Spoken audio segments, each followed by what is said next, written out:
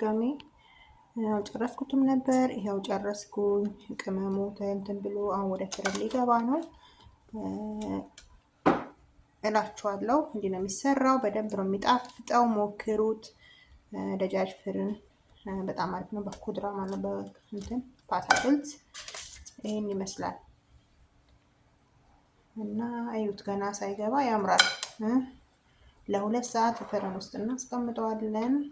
ከዛን ይወጣል። እንግዲህ ይቀጥላል። በየተርታው እንተባለው ስላልተመቸኝ ነው እየተቆራረጠ ነው። ቪዲዮ ይቆራረጣል። ለዛ ነው እና አበረታቱኝ፣ ስሩት።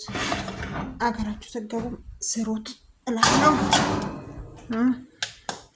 ያሁን ከታችም ከላይም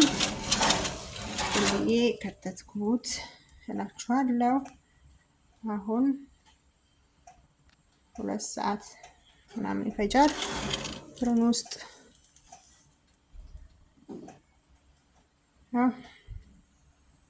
በደንብ አይታይም። ጨለመ እንዴ? ጨልሟል። እሺ